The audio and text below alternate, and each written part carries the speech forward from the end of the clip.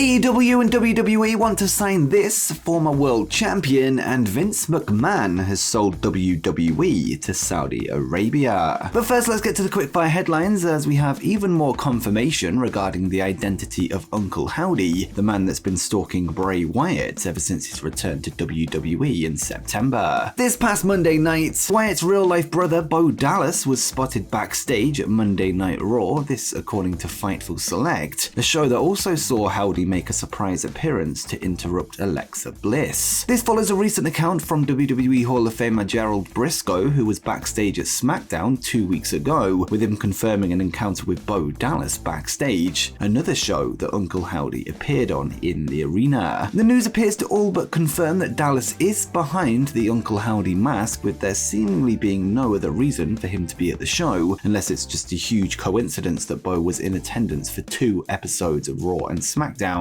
that Uncle Howdy so happened to appear on. Mercedes Moné has proven to be a draw for New Japan Pro Wrestling already, with the company taking to Twitter to confirm that the upcoming Battle in the Valley event is now sold out. The surge in ticket sales is directly linked to Mercedes' debut at Wrestle Kingdom 17, as well as the announcement that she will make her New Japan in-ring debut when she takes on Kairi for the IWGP Women's Championship, this at Battle in the Valley. This remains the only match announced for the event inside the San Jose Civic Center on February 18th, with the news proving that Moné is money. Stone Cold Steve Austin has continued to get the internet buzzing about a potential return to the ring at WrestleMania 39, with him posting a video to Instagram showing off his impressive physique. The Rattlesnake is heavily rumored to be involved in the upcoming Hollywood show, with him previously noting that he has changed up his diet and workout routine to get in better shape, with all signs pointing towards another can of whoop-ass being opened up at the grandest stage of them all. WWE Hall of Famer Ric Flair would recently compete on July 31st, 2022, with him teaming with his son-in-law Andrade El Idolo to battle Jay Lethal and Jeff Jarrett on a show that was billed around being the Nature Boy's last match. Well, it looks like this might not be the case after all, as he would take to his To Be the Man podcast this week to reveal that he will never retire, and he would say,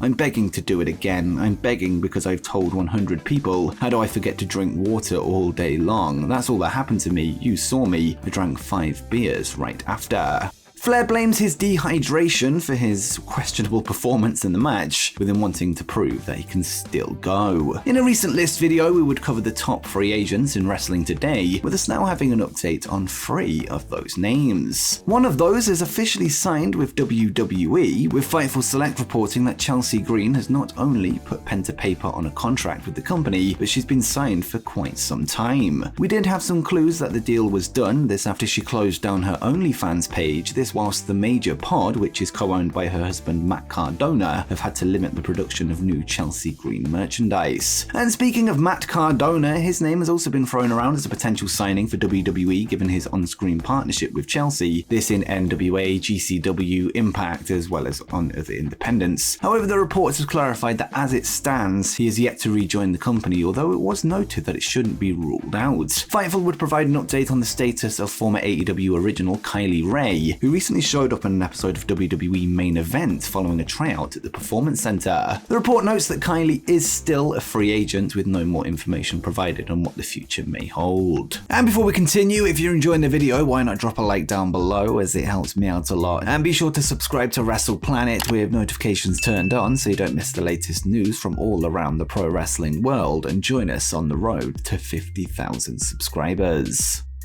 And next, AEW and WWE want to sign this former world champion. Bullet Club leader Jay White is in line to battle Hikuleo in a loser leaves town match, with one of the 2 men seemingly on their way out of the company. Whilst we've heard a lot of the status of Hikuleo, who is said to have interest from WWE, we now have a major update on the Switchblade. According to Fightful Select, Jay White's contract is set to expire relatively soon and is expected to leave New Japan Pro Wrestling when it does so. There is said to be interest from both WWE and All Elite Wrestling. However, companies aren't able to officially reach out to him until his deal is up. It had previously been reported by Dave Meltzer that Jay had signed a 7-year deal in 2018, meaning it would expire in 2025. However, the wrestler himself called these claims false. White and Hikuleo's Loser Leaves Town match is being billed as a Loser Leaves Japan match, which goes down on February 11th, and some of the New Japan roster believe that White wants to be in the United States, whether that be be in NJPW, AEW, or WWE. Whilst it was noted that there is interest from the two top American companies, WWE is said to be confident that he will choose them, although this was before today's top story broke, as next up, Vince McMahon has sold WWE to Saudi Arabia. Last night, 2023 would overtake 2022 as the craziest year in wrestling history within a course of 24 hours. This after a rollercoaster of stories began to emerge regarding the future of WWE. First, it was revealed that Vince McMahon has officially been elected unanimously to the board of directors and has become the executive chairman of WWE, which led to the news that Stephanie McMahon had resigned from her position as co-CEO, a role that she took on during her father's absence due to retirement, and she would post a public statement which read,